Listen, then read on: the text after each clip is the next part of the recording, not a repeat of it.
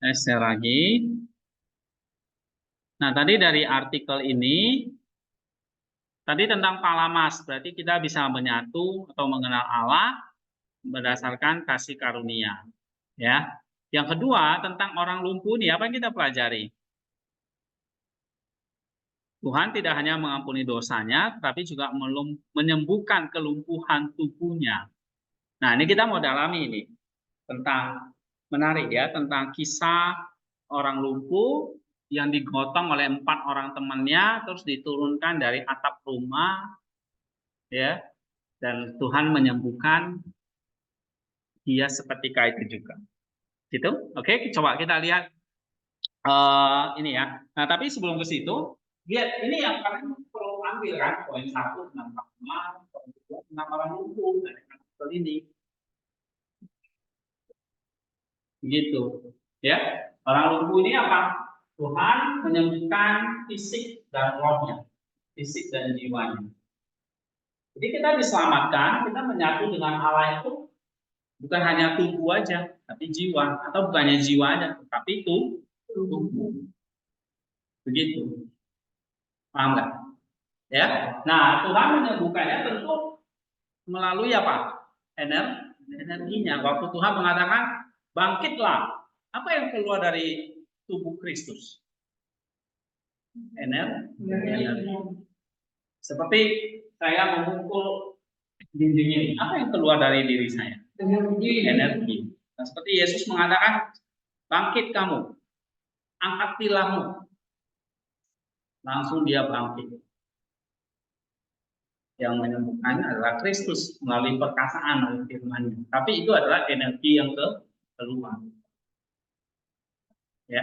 Nah, tetapi kita dipersatukan oleh Allah tidak hanya tubuh, tetapi juga apa?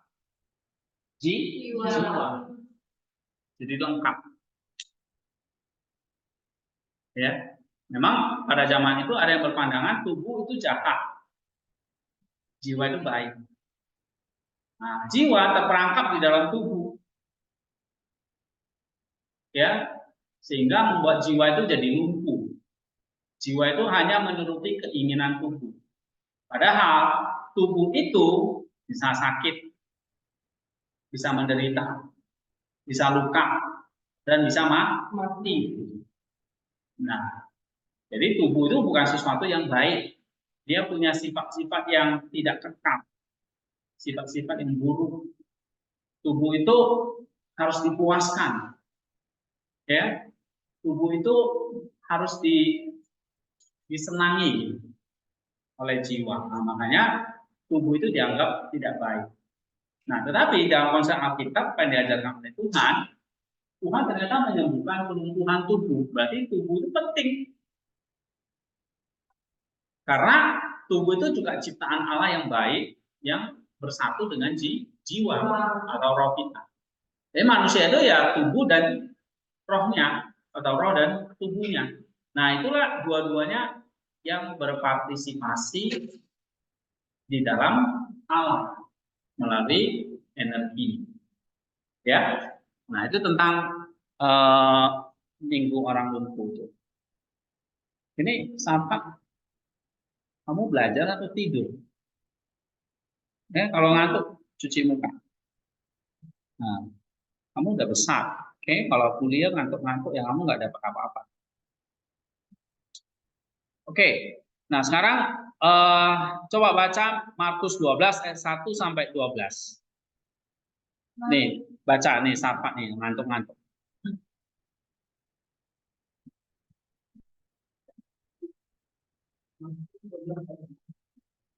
Lalu Yesus berbicara kepada mereka dalam perumpamaan adalah seorang menyimpan tujuh malu dan menanam produk berkelilingan. Dia menggali lubang dan pendidikan menara jalan.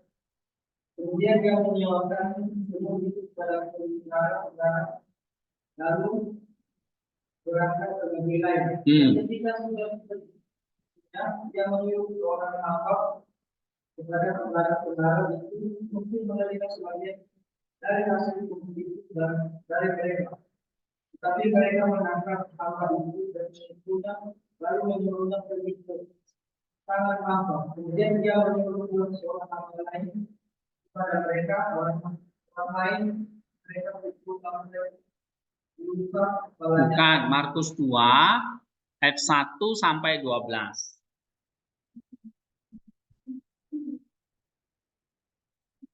Markus 2 ayat 1 sampai 12.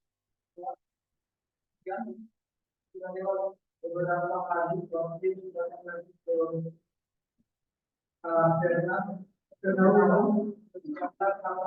kalau dia ada di rumah, maka ada orang-orang bahkan dibuka pintu juga antara dia memberikan kepada mereka. Ada orang-orang yang membawa kepadanya seorang lumpuh digotong oleh 4 orang. Tapi mereka tidak dapat membawanya kepadanya karena orang tadi itu lalu mereka membuka dan di atasnya setelah terbuka mereka menemukan silam tempat orang lumpuh itu berbaring. Ketika yang kembali dari mereka berkatalah yang kepada orang lumpuh itu, "Hai anakku, berkamu sudah diampuni." Tapi di situ ada juga itu beberapa ahli Taurat mereka berpikir dalam hatinya, apa orang ini berkata begitu yang memuji Allah? Siapa yang dapat mengampuni dosa selain dari kepada Allah? Itulah sendiri. Tapi yang sudah mengetahui dalam hatinya bahwa mereka memiliki yang berarti tentang mereka. Kenapa kamu berpikir begitu dalam hati ini? Karena lebih mudah menghadapi orang sendiri, kalau sudah diambil. Atau mengatakan setelah kehilangan berjalan. Tapi saya kamu tahu bahwa kita akan berbuat itu masih berbuat berkali pada itu pada aku seakan kamu melakukan dan keluar kembali. Dan orang itu bangun sudah mengangkat satu dunia dan berbuat di dalam orang itu sehingga mereka terpilih lalu memperlihatkan Allah katanya. Kalau ini belum pernah kita lihat. Iya. Oke, jadi ceritanya bagaimana itu? Dari awal gimana? Waktu itu Yesus ada di mana? Kapernaum. Ngapain dia? Hah? Dia mengajar ya kan di situ.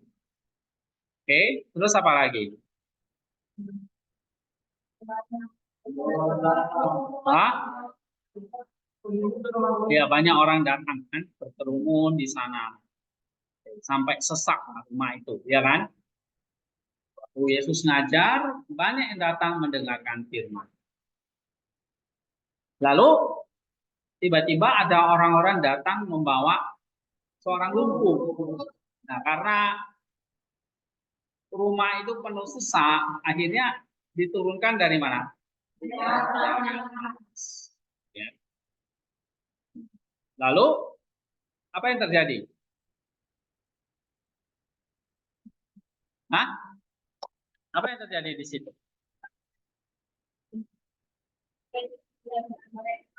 Yesus, dia melihat iman mereka. Jadi mereka itu banyak ya, nggak hanya orang lumpuh itu aja, orang-orang yang menggotong itu juga. Lalu Yesus ngapain? Berkata apa? Hai anakku, dosamu diampuni. Nah, dosa itu adalah penyembuhan jiwa, diampuni. Pengampunan dosa itu penyembuhan jiwa. Tetapi ahli Taurat itu berkata, wah, ini orang menghujat Allah ini. Siapa yang bisa mengampuni dosa selain daripada Allah? Nah, tapi Yesus yang adalah Allah, dia tahu isi hatinya. Ya kan? Kalau bukan Allah ya, kita nggak bisa tahu isi hati seseorang. Kamu bisa tahu isi hatinya, dia lagi mikirin apa? Nggak tahu ya. Oke? Nah, hanya Tuhan yang tahu isi hatinya. Ya.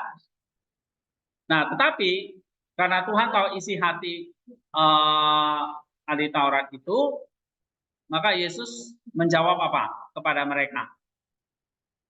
Mengapa kamu berpikir begitu dalam hatimu? Mana lebih mudah? Mengampuni dosa atau menyembuhkan orang yang sakit lumpuh? Hah? Oke, lalu Yesus berkata, supaya kamu tahu bahwa di dunia ini anak manusia berkuasa mengampuni dosa. Kepadamu kukatakan, bangunlah, angkatlah tempat tidurmu, dan pulanglah ke rumahmu. Lalu orang itu pun bisa mengangkat tempat tidurnya. Ya, dan dia benar-benar berjalan, dia bangun, dia bangkit, dia pergi keluar di hadapan orang-orang itu, dan orang-orang semua yang ada hadir di sana itu takjub, heran. Ya, lalu mereka memuliakan Allah dengan berkata, yang begini belum pernah kami lihat. Ya, udah tahu ceritanya ya? Hah? Oke. Nah, sekarang kalau menurut kalian, jadi cerita tadi kan udah ada bocoran. Tuhan menyembuhkan, iya, menyembuhkan apanya? Fisik dan jiwa. Fisik apa yang disembuhkan? Kelumpuhannya. Kalau jiwanya? Jiwanya. Bisa ikuti nggak? Ini kalian tahu kalian ember? Pernah lihat ember? Takutnya embernya udah penuh nih. Lalu saya isi air terus meluber. Ya. Atau embernya bocor. Diisi terus tapi nggak penuh-penuh. Mana ember bocor atau ember yang penuh? Hah? Kamu ember yang penuh atau ember yang bocor? Apa tuh maksudnya, Pak? Iya, Bu. Iya, ini teman-teman ini. Takutnya ember mereka udah penuh, terus saya siram air terus airnya terbuang. Jadi apa yang didengar, dipelajari itu kayaknya nggak masuk. Ya, atau embernya bocor. Saya isi air terus, loh, mana airnya? Rupanya bocor. Oke. Atau di sini siapa yang jadi orang lumpuh? Gak ada. Hah? Nah, nanti kalau kamu baca cerita ini kita semua orang, ya, kita semua orang lumpuh. Itulah sebabnya kenapa kok kita baca Injil minggu kedua Palamas, kok kita baca Injil ini? Nah, karena Tuhan mau mengatakan sama kita semua orang lumpuh. Kita semua orang lumpuh. Atau kayak ember yang bocor tadi. Ya. Atau kita bilang kita orang lumpuh. Nah, lumpuh di sini baik secara fisik maupun jiwa. Lumpuh secara fisik ya kakinya nggak bisa jalan. Lumpuh secara jiwa, jiwanya berdosa. Nah, tapi kabar baiknya adalah kalau kita belajar Palamas, ternyata ada anugerah. Jadi orang lumpuh itu disembuhkan oleh anugerah. Ya. Tetapi apa yang terjadi? Kamu lihat orang lumpuh itu kalau dia tidak datang kepada Tuhan, kira-kira disembuhkan? Atau dia sudah datang sama Tuhan, lalu lihat orang itu banyak, balik lagi, disembuhkan nggak? Iya. Nah, tapi orang lumpuh kok bisa berjalan? Karena ada temannya yang mau. Tapi kalau teman-temannya misalnya nih, waduh, gimana ya maksudnya ini? Kan nggak mungkin dilempar kan orang lumpuh. Benar nggak? Nah, akhirnya mereka punya solusi. Lewat mana? Karena lewat ini juga banyak orang ini. Ya, orangnya kayak kalian ini. Oke, ngesekin penuhin bumi ini aja. Bikin bumi ini kotor aja. Ya. Nah, ternyata mereka lewat atas. Lihat, ada usaha nggak? Jadi kalau kita mau mendapatkan kesembuhan secara fisik dan roh atau jiwa, nah perlu ada yang namanya usaha kita yang kita sering istilahnya apa?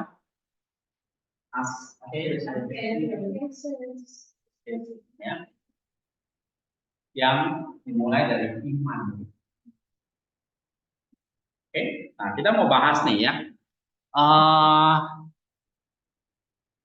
Penyembuhan, gereja mengajak kita untuk membaca ini, mengingatkan kita bahwa kita nggak hanya mengalami penyembuhan jiwa, tapi juga harus penyembuhan tubuh. Dan kita bersyukur ada anugerah Tuhan. Ya, coba kita dalami lagi dari seorang bapak gereja bernama Theophila. Judulnya nih, saya juga lumpuh. Jadi bukan hanya orang lumpuh di cerita itu, tapi kita semua manusia itu juga lumpuh. Karena apa? Kekuatan jiwa saya tidak aktif. Nah, seperti apa ini ya?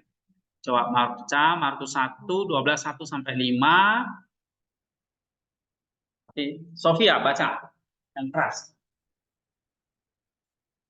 Kemudian sesudah lewat beberapa hari waktu Yesus datang lagi ke Kapernaum, tersebarlah kabar bahwa dia datang di rumah-rumah.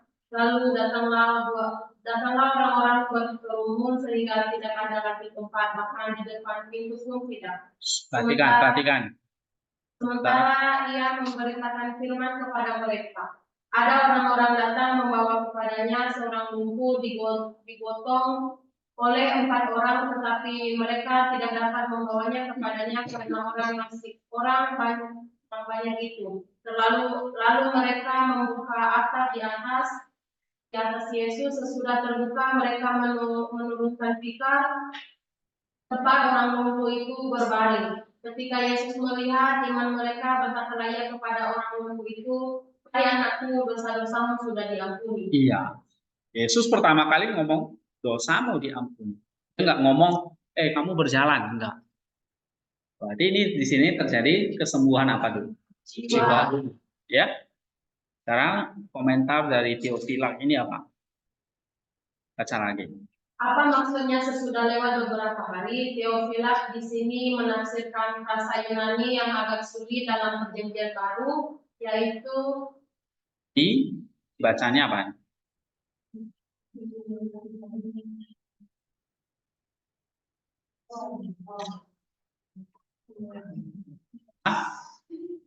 Ayo bacanya apa nih? Ini kan udah belajar update Yunani kan? Di Hemeron ya. Hemeron. Untuk membaca Yunani kontemporer-nya pada tahun 1100. Ya. Artinya sesudah lewat beberapa hari ketika Yesus masuk ke dalam rumah, orang banyak mendengar bahwa dia ada di dalam dan mereka sudah berlari. Berharap akan bertemu dengannya di sana. Iman orang-orang itu begitu besar sehingga mereka bahkan membuat celah di atap rumah untuk menurunkan orang lumpuh itu. Kemudian Tuhan menyembuhkannya karena melihat iman orang-orang yang mengontongnya dan juga orang lumpuh itu sendiri.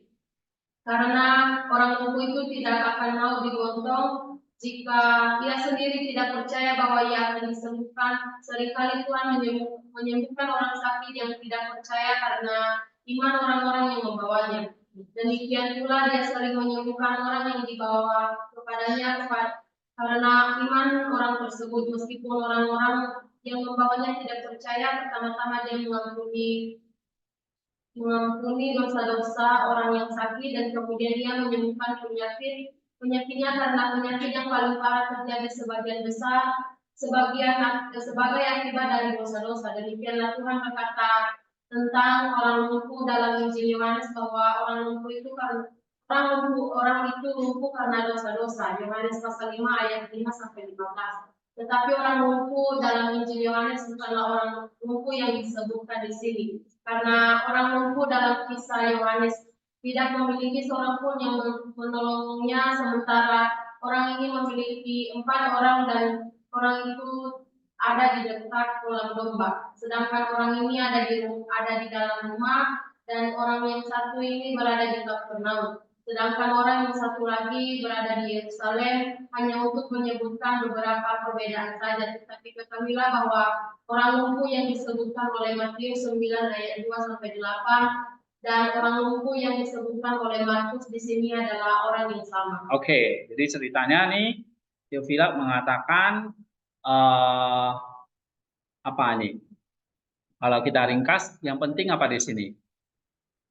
Kan nggak mungkin kan orang lumpuh itu kok bisa tiba-tiba dari atap turun ke bawah. Pasti kan ada orang yang menolong. Ya, dia cerita. Orang lumpuh itu tidak akan mau digotong kalau orang lumpuh itu sendiri tidak menyuruh. Nah, kenapa dia nyuruh? Karena dia percaya. Berarti orang lumpuh itu sendiri punya iman. Tapi begitu juga dengan orang-orang yang menggotongnya. Kalau orang-orang yang menggotongnya nggak mau, ya nggak bisa juga ya kan? Nah, kenapa kok mereka mau? Karena mereka juga punya iman yang sama bahwa betul ya, ini Yesus bisa menyembuhkan nih. Ayo kita bantu teman kita nih, gotong juga, ya kan? Nah, jadi dua ya, baik orang lumpuh maupun orang-orang yang menolongnya. Nah, lalu lihat dia komentar apa lagi di sini? Theophilus mengatakan apa? Yesus menyembuhkan penyakitnya. Tapi bukan penyakit tubuhnya dulu, tetapi apa? Penyakit dosanya dulu. Ini yang paling parah ini. Ya. Yesus tahu yang paling parah yang membuat orang itu lumpuh adalah dosa-dosanya. Dan memang penyakit datang setelah manusia jatuh dalam dosa. Jadi kalau misalnya Adam dan Hawa itu tidak jatuh dalam dosa, ya tidak ada namanya penyakit di dunia ini. Tidak ada namanya COVID lah, tidak adanya segala macam penyakit. Oke, nah ini hal yang kita bisa garis bawahi ya. Jadi yang pertama apa? Ada peranan iman di sini yang tadi saya bilang. Kalau orang lumpuh itu tidak beriman, tidak mungkin dia bisa datang kepada Yesus. Ini usaha yang pertama. Ya, begitu juga dengan orang-orang yang menggotongnya. Sama-sama juga mereka percaya iman. Tapi iman, misalnya begini, kata Theophilus, kalau iman saja, ya udahlah, saya beriman saja, tetapi tidak ada actionnya, tidak ada perbuatannya, bagaimana? Hah? Kira-kira di orang lumpuh itu akan di depan Yesus kan? Enggak. Jadi iman tidak cukup. Ya. Kenapa? Karena kamu lihat di sini. Orang-orang itu sudah dikatakan di sini ya. Orang-orang itu sudah sesak nih. Berkerumun sehingga tidak ada tempat, bahkan di depan pintu pun tidak. Jadi bagaimana orang lumpuh itu bisa masuk? Nah, itulah dibutuhkan iman dan juga perbuatan. Ya, maka iman orang-orang itu begitu besar sehingga mereka bisa membuat celah di atap rumah untuk menurunkan orang lumpuh. Oke. Ya. Iman yang besar adalah iman yang bisa menghantar kita bertemu kepada Tuhan dan akhirnya disembuhkan. Jadi kamu tes iman kita besar atau enggak? Nah, kalau besar harusnya bisa bertemu dengan Tuhan. Dan kita disembuhkan, ya. Hasilnya adalah kesembuhan. Oke. Ini baca, kalau salah baca satu kata denda 10.000. Kamu sudah di 10 salah. Sonia baca Markus 2, 6 sampai 12. Tapi beberapa ahli Taurat dan Farisi, mereka berpikir dalam hatinya, mengapa orang ini berkata begitu? Dia menghujat Allah. Siapa yang dapat mengampuni dosa selain Allah sendiri? Tetapi Yesus segera mengetahui dalam hatinya bahwa mereka tidak demikian. Lalu ia berkata kepada mereka, mengapa kamu berpikir begitu dalam hatimu? Manakah yang lebih mudah, mengatakan kepada orang lumpuh ini dosa-dosamu sudah diampuni, atau mengatakan bangunlah, angkatlah tinggalmu dan berjalanlah. Tetapi supaya kamu tahu bahwa Anak Manusia berkuasa mengampuni dosa di bumi. Berkatalah ia kepada orang lumpuh itu, kepadamu katakan bangunlah, angkatlah tikarmu dan pulanglah ke rumahmu. Orang itu pun bangun segera mengangkat tikarnya dan pergi keluar dari kamar orang itu, sehingga mereka semua takjub. Lalu memuliakan Allah, katanya yang begini belum pernah diketahui. Iya. Oke. Coba baca lagi. Ketika Tuhan berkata bahwa dia bisa mengampuni dosa, orang-orang Farisi secara salah menuduh dia melakukan penistaan. Karena hanya Allah saja yang bisa mengampuni dosa. Tapi Tuhan memberi lebih banyak bukti lagi bahwa dia adalah Allah dengan mengungkapkan apa yang ada di dalam hati mereka. Iya. Nah, misalnya di sini ya, setelah orang lumpuh itu disembuhkan, setelah orang lumpuh itu dikatakan gini, dosamu diampuni. Nah, orang ahli Taurat itu ngomel, ya, mereka menggerutu di situ. Ini orang kok sok amat, misalnya. Ini menghujat Allah ini. Kok dia bisa mengatakan dosamu sudah diampuni? Emang dia Tuhan? Nah, misalnya gitu ya. Tapi Yesus tahu isi hati mereka. Ya.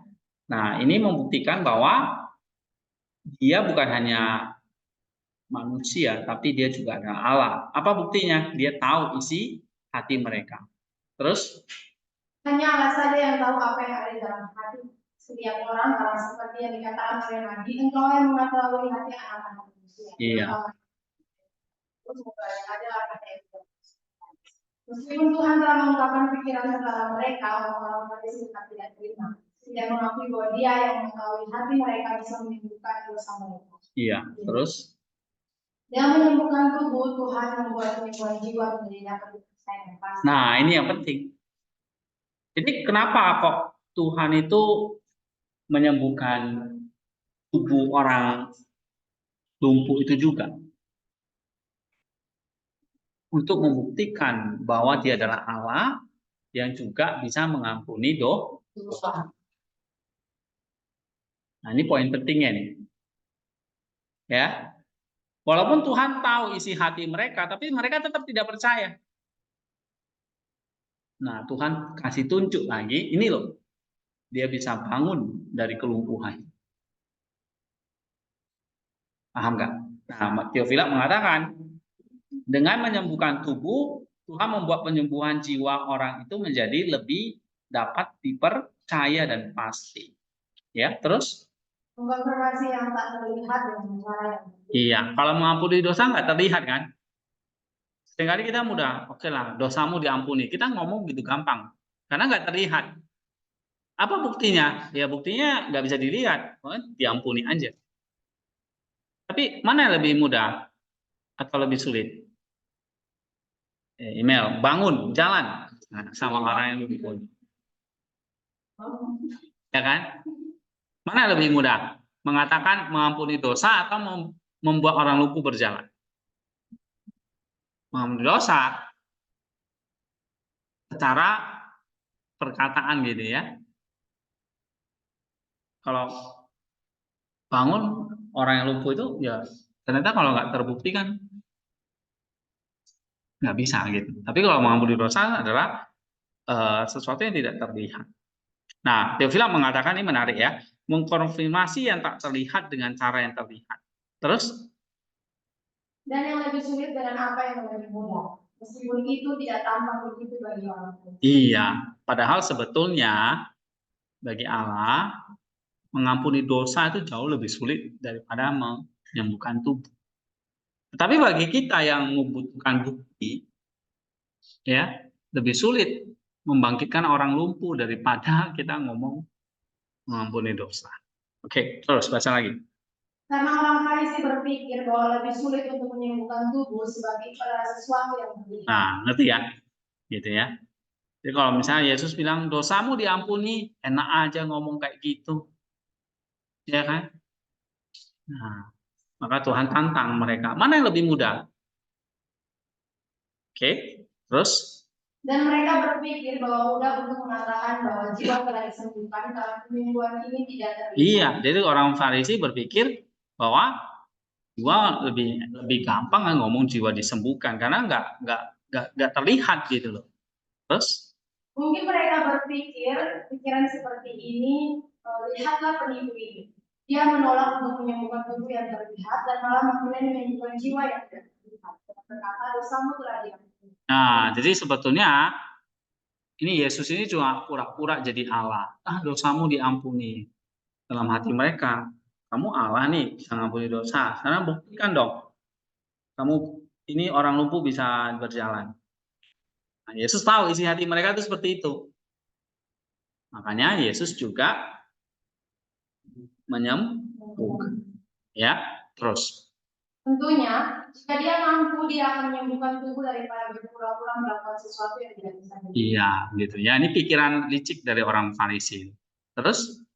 Oleh karena itu, Juru Selamat menunjukkan kepada mereka bahwa dia mampu melakukan keduanya dengan berkata, mana yang lebih mudah, menyembuhkan tubuh atau jiwa. Ya, makanya Yesus dalam hal ini ya juga karena tahu isi hati mereka, maka dia berkata begini sama orang Farisi itu. Mana yang lebih mudah? Menyembuhkan tubuh atau jiwa? Jadi perkataan memang ditujukan sama orang Farisi ya, bukan sama orang lumpuh itu. Kenapa ada perkataan seperti itu? Karena juru selamat Karena juru selamat atau Tuhan itu tahu isi hati mereka. Terus? Tentunya lebih mudah untuk menyembuhkan tubuh, tapi kalian berpikir sebaliknya. Nah, kalau dari pihak Tuhan, menyembuhkan tubuh lebih mudah nggak? Lebih mudah daripada menyembuhkan jiwa. Tapi orang Farisi atau orang berdosa itu melihat lebih sulit menyembuhkan tubuh. Paham ya maksudnya ya? Terus? Jadi saya akan menyembuhkan tubuh yang sebenarnya mudah, meskipun tampak sulit bagi kalian. Iya. Terus? Dengan demikian saya mengonfirmasi penyembuhan jiwa juga yang sulit meskipun tampak mudah karena tidak terlihat dan tidak bisa diterima. Iya. Padahal menurut Tuhan, ya penyembuhan jiwa itu sulit. Gitu. Ya, dia harus mati soalnya. Ya di atas kayu salib. Terus? Kemudian dia berkata kepada orang lumpuh itu, bangkitlah dan angkat tidurmu. Untuk lebih mengkonfirmasi lagi bahwa mujizat itu bukan khayalan. Dan juga untuk menunjukkan bahwa dia tidak hanya menyembuhkannya, tetapi juga telah mengisinya dengan kekuatan. Iya, oke. Baca lagi. Tuhan melakukan hal yang sama dengan penyakit orang kita. Dia tidak hanya membebaskan dari dosa kita, tetapi juga mengisi kita dengan kekuatan untuk melakukan perintahnya. Oleh karena itu saya yang lumpuh juga bisa disembuhkan. Nah, ingat dalam prinsip membaca kitab suci, apa yang terjadi di kitab suci itu memang berlaku ya. Nah, memang itu terjadi pada saat itu untuk orang lumpuh. Tetapi ini kitab suci juga bersifat personal, ini untuk saya juga. Jadi cerita orang lumpuh itu ya juga ada cerita saya. Ya. Nah, itu para baca kitab sucinya. Ya. Nah, ini kita juga adalah orang-orang yang lumpuh dan juga butuh kesembuhan. Loh, Pak, saya bisa berjalan. Iya, tapi pengalaman, tapi ini membaca kitab suci secara spiritual gitu. Ya, walaupun ya kamu bisa berjalan, tidak lumpuh, tidak perlu digotong gitu loh. Ya, tetapi dalam konteks kita membaca kitab suci, nah ini juga berlaku untuk kita. Paham ya? Terus? Karena Kristus pada saat itu berada di Kapernaum yang ditafsirkan adalah rumah penghiburan dan kekuatan, yang adalah gereja. Iya, Kapernaum itu artinya rumah kekuatan, rumah penghiburan ya. Dan itu adalah gereja. Terus? Karena rumah penghiburan adalah gereja, saya juga lumpuh karena kekuatan jiwa saya tidak aktif dan tidak akan bergerak untuk melakukan pekerjaan. Kenapa? Kalau lumpuh kan nggak bisa aktif kan? Atau pasif ya, tidak bisa bergerak kan untuk melakukan satu kebajikan. Ya, karena lumpuh. Tetapi Pak, saya bisa berjalan. Nah, yang dimaksud lumpuh ini adalah secara spiritual, yaitu jiwamu mati atau tidak Nah, jadi kita mengalami tadi yang saya bilang kelumpuhan secara jiwa juga. Terus, Tetapi jika saya dibawa oleh 4 Injil dan dibawa kepada Tuhan, maka saya akan mendengar dia memanggil saya anak. nah 4 Injil itu tadi ada 4 orang. Theophilus mengatakan itulah 4 Injil yang harus kita pelajari. Itu seperti kayak 4 orang yang menggotong kita. 4 Injil itu apa aja? Ada orang yang menggotong yang pertama Matius, yang kedua Markus, yang ketiga, yang keempat, itulah 4 orang yang menggotong kita. Ya, lalu setelah digotong di hadapan Kristus, Tuhan memanggil kita apa? Tadi ayat berapa itu? Ayat yang ke-4 ya. Kelima. Yesus melihat iman mereka tadi ya. Lalu dia berkata kepada orang lumpuh itu apa? Hai anak. Iya. Tuhan mengatakan anak. Coba baca lagi. Ya. Karena dengan melakukan perintahnya, saya menjadi anak Allah. Dan dosa saya akan diampuni. Tetapi bagaimana saya bisa dibawa kepada Yesus jika mereka membuat lubang di atap, dan apa itu atap? Nah, mereka untuk sampai kepada Yesus harus perjuangan melalui atap ini. Harus manjat nih. Safat, atap itu di bawah atau di atas? Hah? Nah, di atas. Nah, di atas berarti manjat atau turun? Manjat. Turun ya? Terus manjat nih. Ya, karena kita nggak bisa lewat jalan yang lain selain lewat atap. Nah, kalau begitu, atap itu apa? Coba baca di sini. Dan apa itu atap? Itu adalah pikiran saya yang melengkung di atas semua yang ada di dalam saya. Itu adalah atap yang terbuat dari banyak kerikil tanah dan tanah liat yang melambangkan utusan dunia. Oke. Jadi atap itu tadi apa? Pikiran kamu. Nah, berarti kita kalau itu adalah atap dan atap itu ada di atas rumah. Nah, berarti pikiran saya harus apa? Kamu tuh harus memanjat ke atap. Berarti kamu harus memanjat ke pikiran. Ya, masalahnya adalah waktu kamu memanjat di situ, ya, atap itu terbuat dari apa? Genteng dan tanah liat. Itu genteng dan tanah liat itu apa? Urusan duniawi. Nah, jadi pikiran kita atau atap kita itu ternyata penuh dengan apa? Urusan duniawi. Ya, tetapi jika semua hal ini ditarik dan kekuatan pikiran di dalam kita dibuka dan dibebaskan dari beban hal-hal duniawi, maka saya akan diturunkan, yaitu saya akan dari. Nah, tapi kalau atapnya itu kita bolongin, kain, gitu ya. Itu atap rumah saya kemarin bolong gitu. Ya, sampai kebanjiran. Oke. Nah, berarti di sini apa? Supaya bisa atap itu bisa dibuka, berarti kita harus apa? Iya, atap ini kan terbuat dari tadi urusan-urusan duniawi ya. Dia harus dipukul. Hancurin atapnya itu. Kalau enggak ya enggak terbuka kan. Kamu nggak bisa masuk gitu. Benar nggak? Nah, berarti di sini Theophilus mengatakan apa? Atap itu kuat. Kekuatan pikiran itu kuat. Kenapa? Karena isinya beban duniawi. Nah, kitalah yang harus membebaskan itu dari pikiran-pikiran duniawi. Supaya atap itu terbuka, maka kamu bisa diturunkan itu artinya apa? Direndahkan. Terus?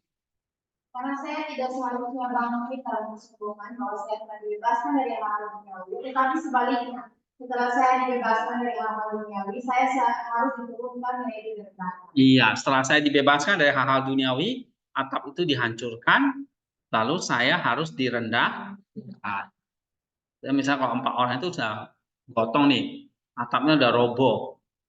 tapi nggak mau turun nih, ya nggak mau direndahkan, ya nggak jadi gitu. Terus, Maka saya akan disembuhkan dan saya akan mengambil tempat tidur saya yang untuk saya dan menggunakannya untuk melakukan perintah. iya, tempat tidur, saya akan mengangkat tilam tadi ya, tikar tadi atau tempat tidur. Tempat tidur itu adalah tubuhmu, ya. Terus, Karena saya tidak hanya harus dibangkitkan dari dosa dan memahami bahwa saya berdosa. Saya juga harus mengangkat tempat tidur saya, yaitu membangkitkan tubuh saya dan aku untuk melakukan kebaikan. iya, karena lumpuh kita nggak bisa melakukan kebaikan. Tapi ketika kita sudah tadi ya disembuhkan, kita mengangkat tempat tidur kita, itu kalau kamu udah sehat nih. Tapi kamu di tempat tidur terus, berarti percuma. Ya, justru kalau kamu Tuhan sudah menyembuhkan, sudah mengampuni dosamu, mengampuni tubuhmu, berarti sekarang kamu harus bangkit dari tempat tidur atau mengangkat tempat tidur, angkat tempat tidurmu. Nah, jangan kamu duduk lagi di situ. Oke? Jadi kamu harus mengangkat tempat tidur, yaitu apa? Apa itu? Bangkitkan tubuh atau untuk melakukan itu. Ya, terus?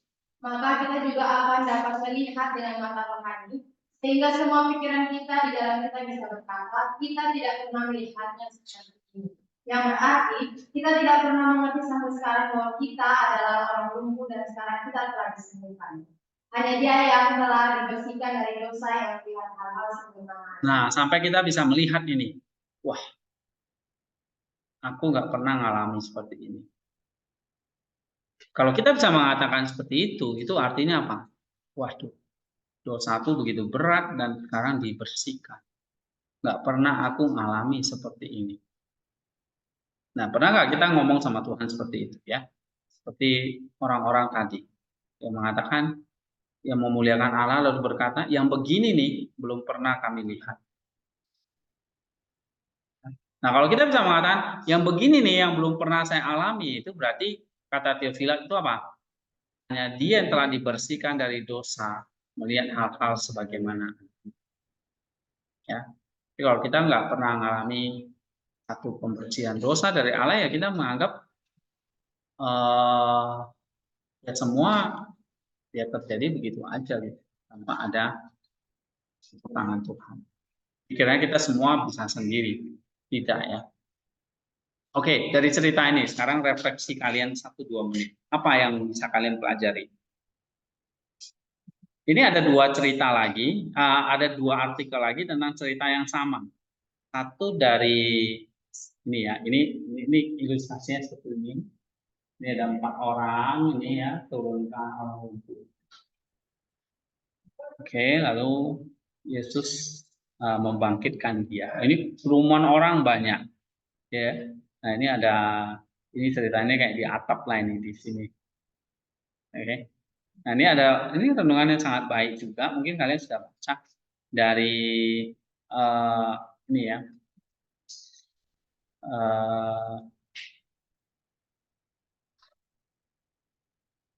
Film apa ya? Lupa pula namanya nih. Soalnya di sini Saint Nikolai ya, Nikolai Velimirovic. Oke. Ini John Chrysostomnya di Serbia ya. Ini tulisannya bagus-bagus. Nah, dia mengatakan ada tiga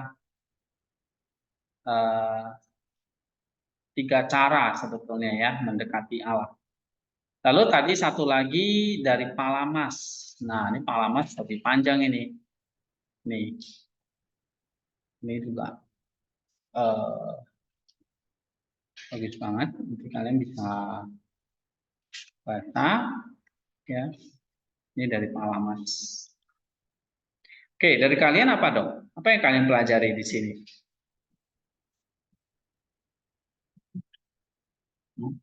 Nih. Olivia. Kita sama orang lumpuh itu sama. Apa? Kita sama dengan orang lumpuh itu. Oke, samanya apa? Bahwa saya kita adalah orang-orang yang berdosa. Ya. Yang tidak bergumul dalam dosa sama dengan orang yang memiliki dosa yang besar yang mampu dia sehingga dia dihantu oleh pihak ini. Oke. Lalu untuk meminta kesembuhan itu, hmm. dia percaya iman bahwa Tuhan bisa menyembuhkan dia, dan dengan iman itu dia bisa memperoleh kehidupan dan dosa-dosa yang diampuni. Sama dengan kalau kita yakin dengan kehidupan kita saat ini, kalau kita percaya sama Tuhan bahwa kita akan diampuni. Gimana caranya kita diampuni? Kalau tadi orang-orang ya usahanya apa? Ya, usahanya berbuat kebaikan. Gimana caranya kita menjebol atap itu kan? Ya dong. Gimana caranya kita ini kan selain orang banyak, halangan musuhnya ada ya, orang banyak kan? Nggak bisa langsung ketemu Yesus nih. Ada orang banyak yang menghalangi. Tapi ada alternatif lain yaitu lewat atap. Tapi kan atap itu kan benda yang keras itu. Coba kamu pukul atap itu, tanganmu yang luka ya. Nah, dibolongin, dijebolin sama mereka, baru bisa diturunin. Ya. Jadi tantangannya ada dari luar kan, dari orang-orang, tapi juga dari atap kita. Atap tadi apa namanya? Pikiran kita. Nah, jadi kalau tadi kata Devi, gimana kita bisa bertemu dengan Yesus dan disembuhkan?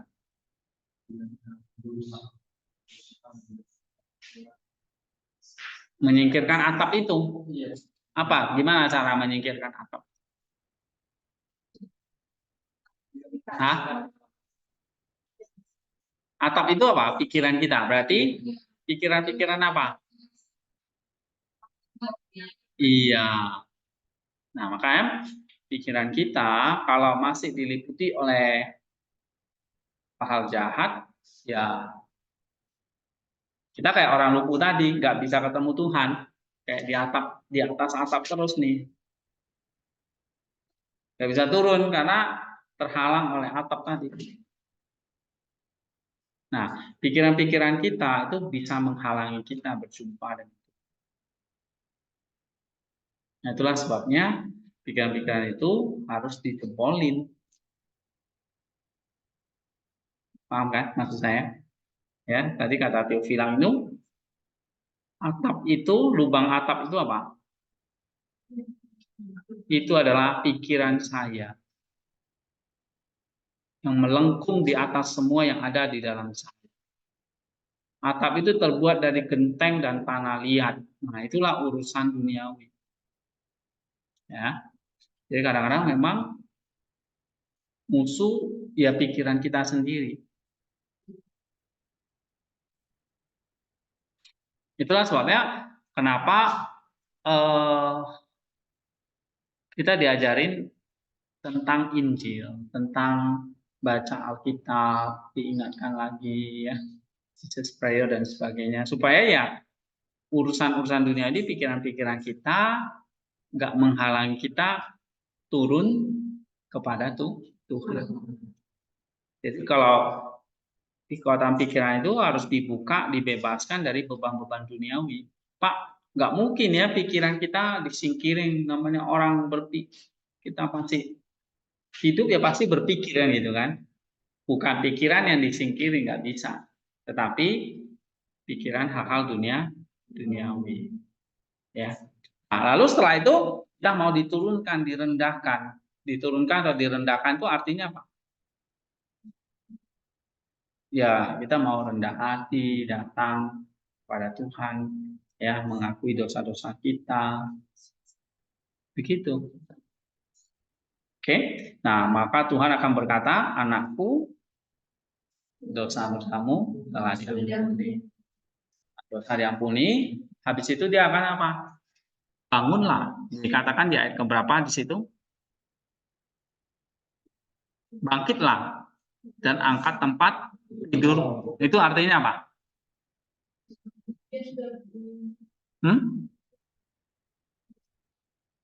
Bangkitlah dan angkat tempat tidurmu. Artinya apa ini? Berarti kan sembuh kan? Iya. Tapi nggak cuma bilang gini. Yesus nggak cuma bilang gini. Kepadamu katakan bangunlah, angkatlah tikarmu dan pulanglah ke rumahmu. Dia nggak ngomong kamu sembuh, enggak. Dia cuma bilang bangun, angkat tikarmu. Nah, itu artinya apa tadi, Teofila? Hah? Apa?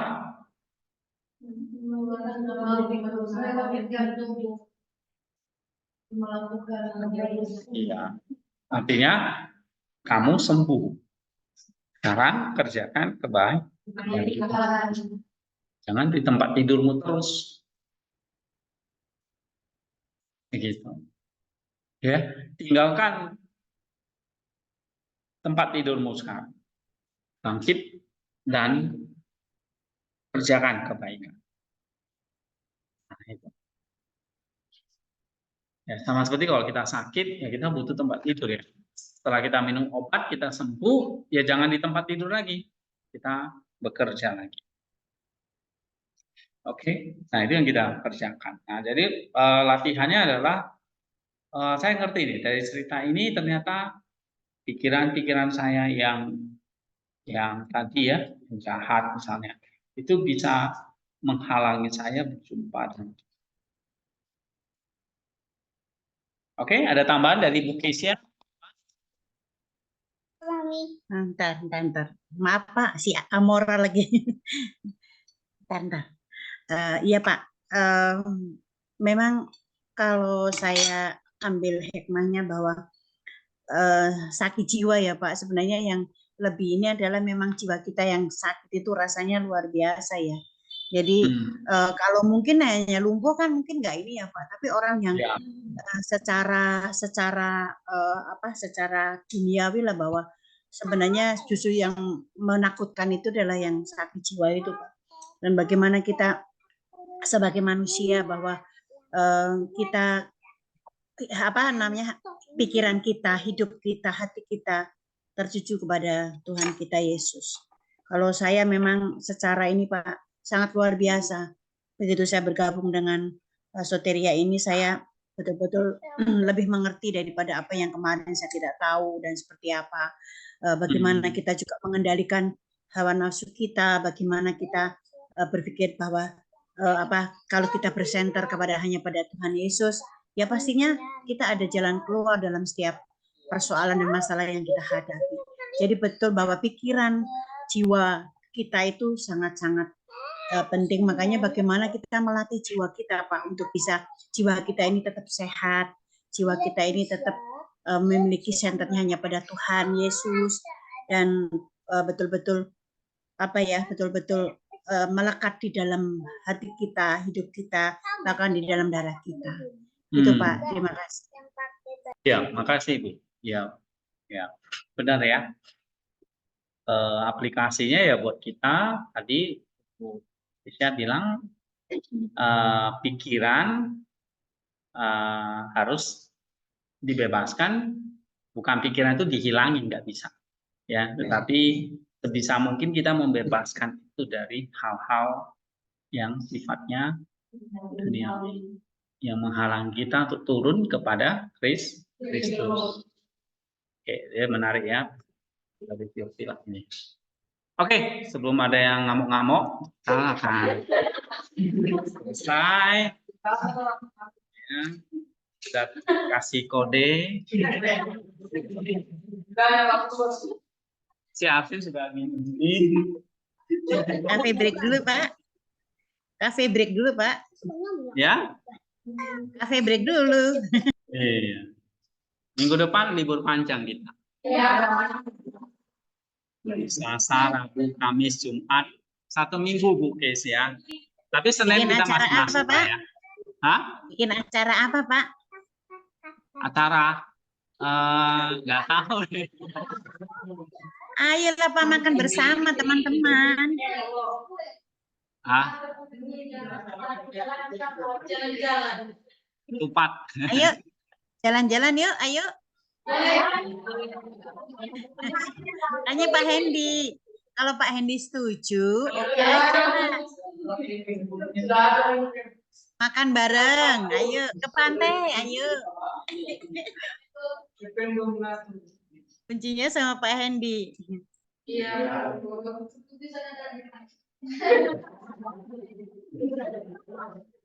Tuh Pak, di apa? Ditembak langsung ke Pak Hendy nih, sengaja. Oke lah, nantilah ya kita pikirkan lagi. Kita berdoa dulu deh, minta Happy berdoa. Happy berdoa. Ya. Tuhan Yesus, terima kasih buat berkat bermanfaat dalam kehidupan kami dari Tuhan, dari para pelayan juga kami sudah merasakan Tuhan, kami tahu Tuhan itu bukan dengan kuat daripada Tuhan ini. Tuhan kami berdoa buat kami Tuhan, kemudian kesehatan dan bisa supaya dapat menjaga Tuhan Tuhan bagi kami kehidupannya, kemudian dapat kesehatan Tuhan, kemudian kehidupan melakukan keperluannya, tetap bersedia dengan Tuhan, yang menjaga kami ini yang kami bersyukur. Karena Tuhan Yesus Oke, thank you semuanya ya. Terima kasih, Tuhan berkati Ya, semuanya. sampai jumpa Bu Kesia. Ya. Boleh